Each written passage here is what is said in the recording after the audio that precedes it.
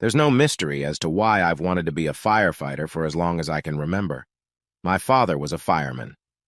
When I was a kid, I had all the fire-related toys.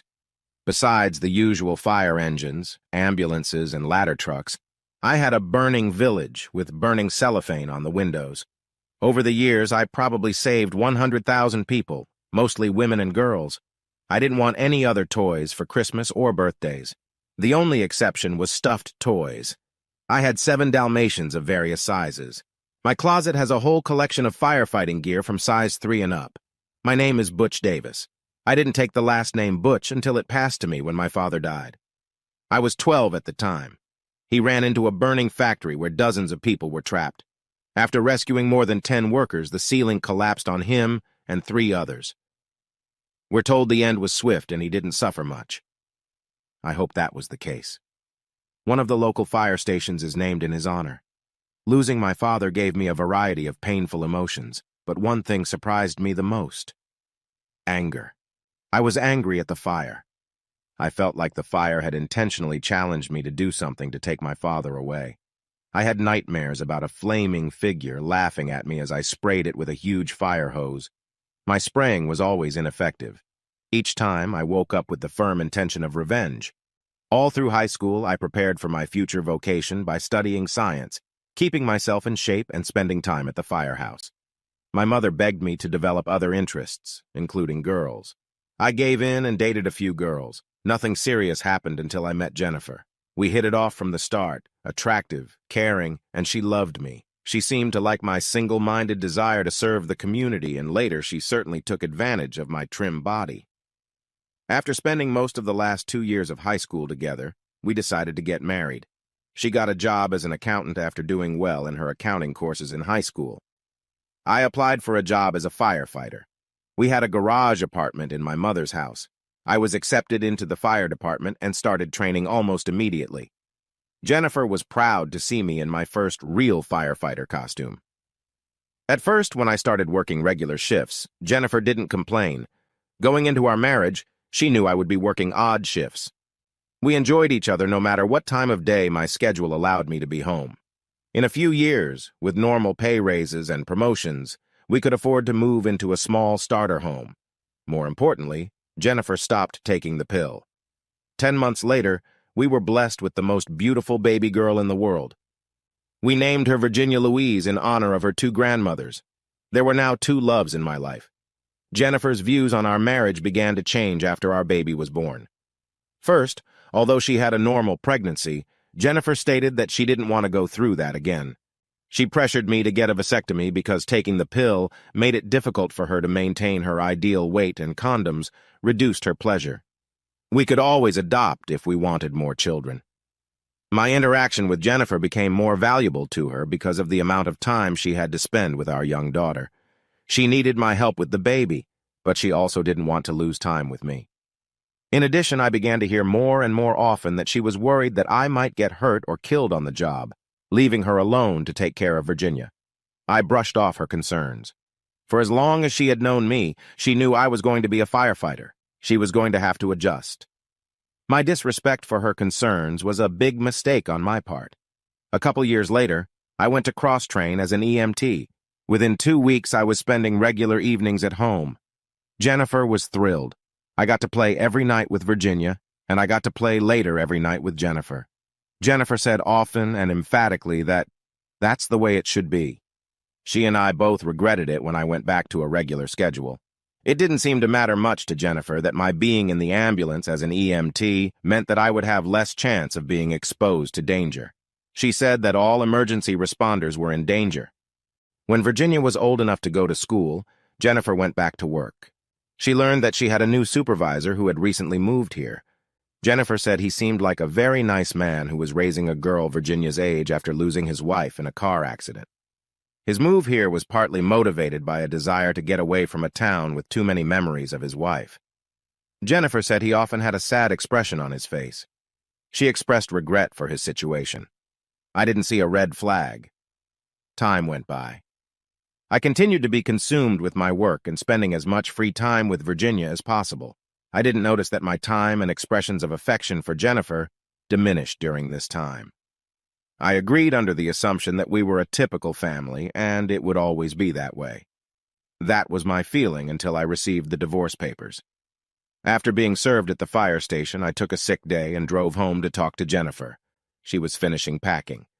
I couldn't find the words, and she had a lot of words.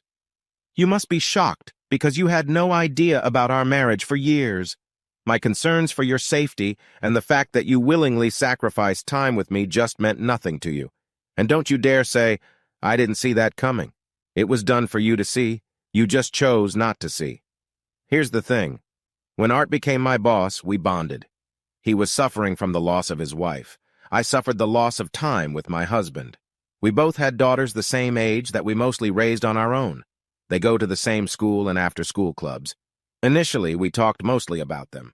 I lamented how little time you had for our daughter and even less for me, and don't you dare equate the time you played with her at night with what I had to do with her the rest of the time. Art and I used to talk to each other. Remember when you and I used to do that? Art and I comforted each other. We cried together. We hugged each other sympathetically. Eventually, we fell in love. Honestly, I was ready to take our love to a physical level much sooner than he was.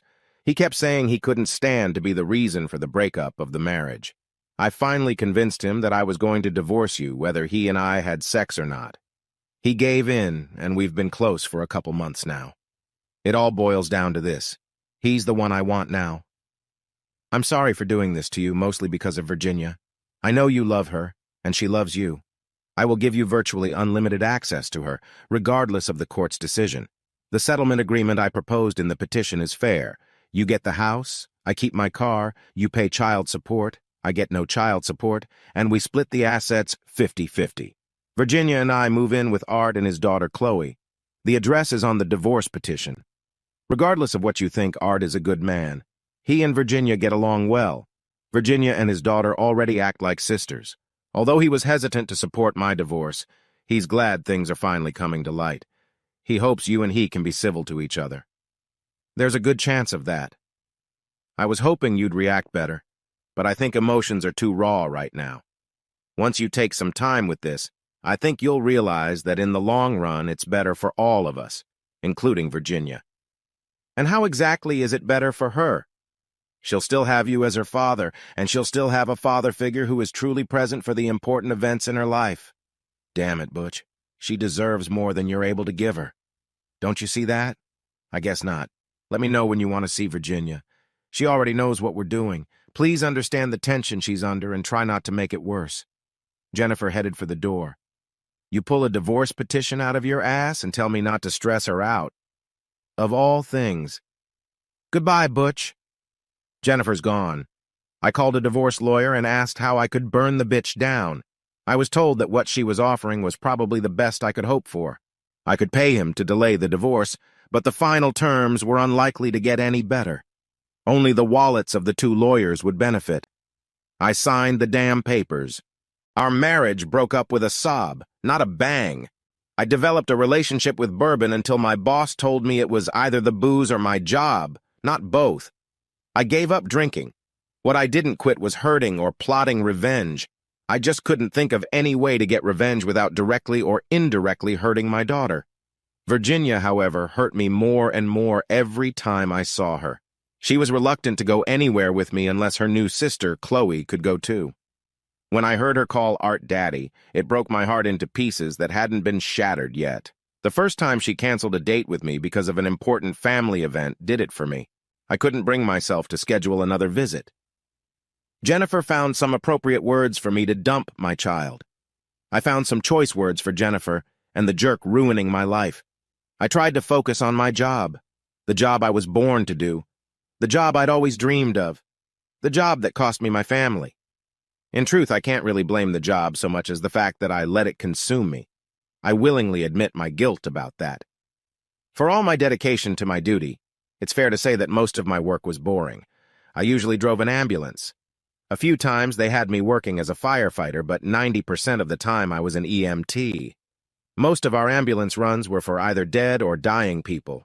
Too many runs were only because the person was so large or physically disabled that they had no other means of medical transportation. Sometimes we had to perform CPR on a person who would have died sooner without us. Usually they died within the next few days. Then there were the dehydrated people who were administered saline. We were rarely called to where there was a fire, and even more rarely did we treat people for scrapes, cuts, or smoke inhalation. Like I said, boring, that is, until... The alarm clock rang and I ran to the ambulance. Pulling into the driveway, I got the address of Virginia's after-school circle. Shit. My daughter would be there at that time. I put the pedal to the floor. I rammed a couple of cars that just had to try to make it through the intersection before the ambulance arrived. "Sue me, assholes!" I made my way through the stream of cars and took the last corner on two wheels. The sight I saw shook me to the core. Flames were shooting out of several windows of the Circle building. I parked the ambulance and ran up to a group of kids and a teacher I knew. "Where is Virginia?" "She and a few others are still inside. Please help them." Before she could even finish her sentence, I was already on the move. I ran through the open door, unsure of what I was about to run into. Flames erupted around the door jamb and I was burned. I'm not sure how I broke down the door to the classroom, but I did. There was a teacher lying on the floor. I told her to get the kids to crawl out the door. She and the kids headed for the exit when I heard, "Daddy, Daddy, help me!" It was Virginia. A bookshelf had fallen on top of her. I picked it up like it was made of paper. I grabbed my daughter and pulled her outside. I picked her up under my arm and ran on my knees to the door, trying not to inhale the smoke. When we got to the front door, the teacher and the other kids were still there. The flames around the door were preventing them from getting out. Remembering what I saw when I walked in, I realized I should just shoo them out the door. They were too frightened by the flames to try to get out. There was no time to convince them to just run through it quickly. I threw the teacher out first and then started throwing the kids out the door, hoping the teacher or someone else would be there to get them away from the building. Virginia and I were the last ones out, and my ass was literally on fire. Once outside, I sat on my butt and breathed the fresh air. I felt great. This is what I had been practicing for. This is what I practiced with my toys as a kid. It was... Virginia interrupted my self-praise. "Daddy, Chloe's still in there." Oh, please, dear Lord, let her be wrong. I looked at the teacher who was examining the rescued children. She looked at me with intense fear and screamed. She had gone to the bathroom before the fire broke out. I immediately pleaded, "Daddy, I'm coming. Either help me through this or prepare a place for me. If I die, I'll be there in time for dinner." Before I could move forward, my boss grabbed me. "Damn it, Butch, I order you not to go back in there. You'll just get yourself killed. You hear me?" I lowered myself sharply, as if submitting to him, resigning myself to the facts. Then I turned around and hit the chief with my fist. He went down. I put on his fire jacket, helmet, and oxygen supply. I ran toward the door, which was now completely engulfed in flames. I was wearing only my normal pants and shoes on my legs. As a result, my left leg and foot were burned upon entering the building. I could tell I howled from the pain and the nauseating smell of burning flesh. I soon realized that I was short of oxygen. The plastic tubing going from the mask to the oxygen tank had melted. I took off my mask and it felt like I was breathing flames. I strained my memory to recall the location of the restroom. Somehow I ignored the flames, opened the door to the restroom, and immediately closed it back. The toilet gave me a brief respite.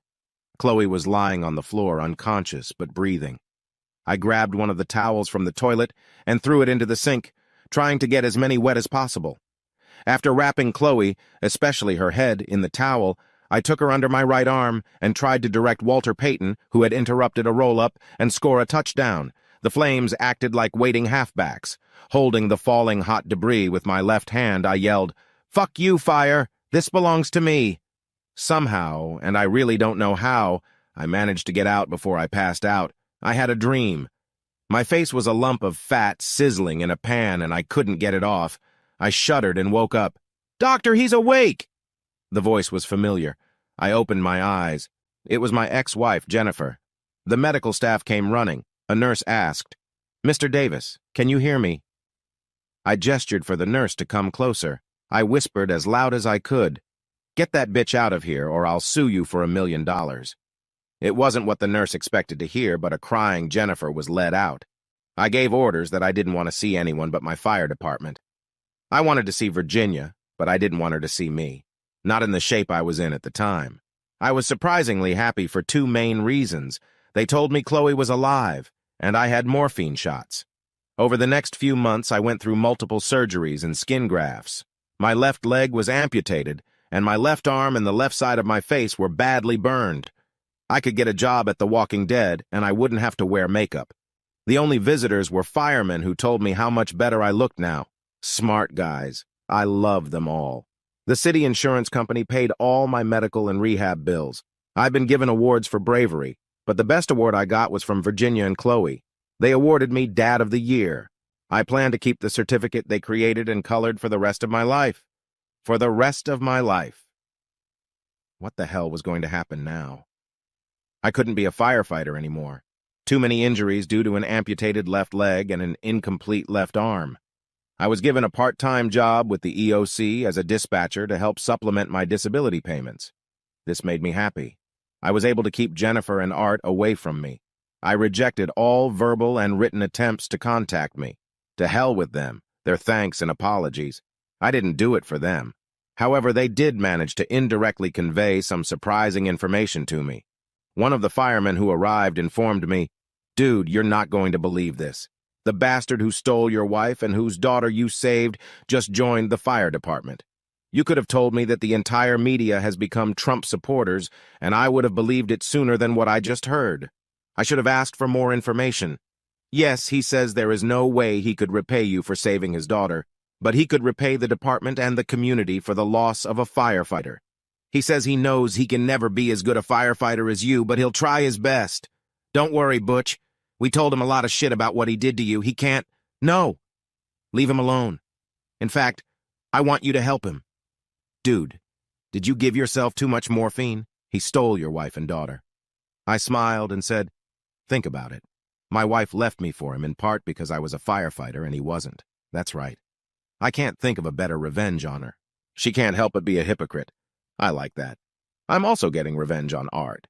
He should live the rest of his life knowing that the man he stole his wife from saved his precious daughter.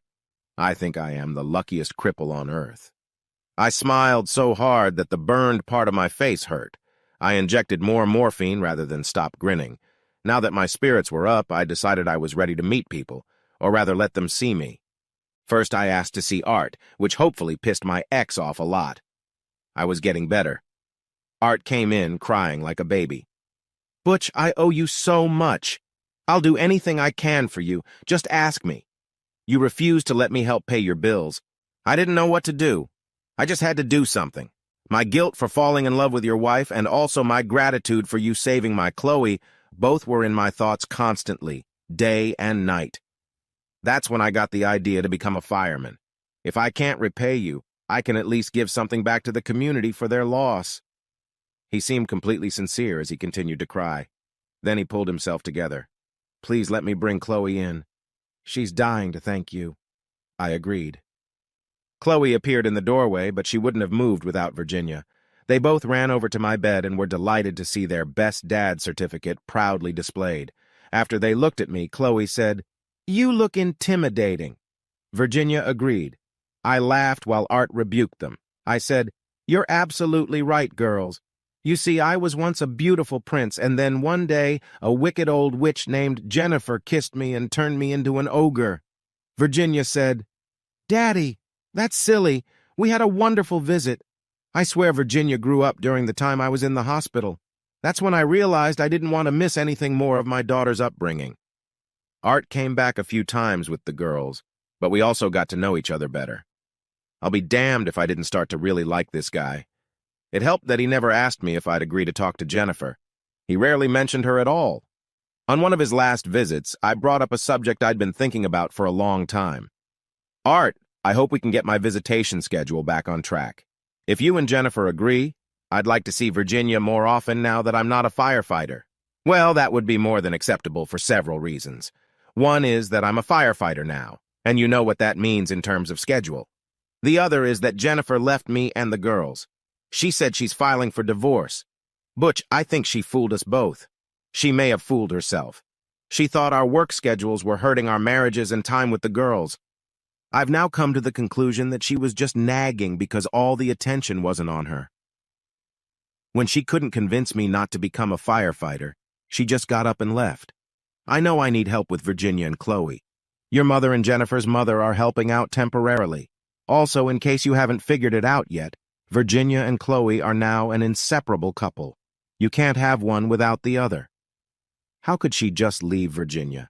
And she must have gotten a little close to Chloe, too. I think Jennifer got jealous of Chloe. Virginia wanted to spend time with Chloe, not her mother. Jennifer seemed to be on her own, even when the four of us lived in the same house. Her last comment after telling me she didn't want custody was, "Girls seem to prefer their fathers anyway. Well, they can have you both." Damn, Art, you're right. She was even more spoiled than I thought. Art cried again. Art, Virginia and I will do everything we can to help you and Chloe. Epilogue. As I write this story, Virginia and Chloe are about to graduate from high school and go to college. I have moved in with Art and the girls after rehab. The guys in the fire department chipped in and bought me a specially equipped minivan. Art was the biggest contributor. He's a really good man and has become a great firefighter. With my help, of course. We gave up parenting and domestic duties.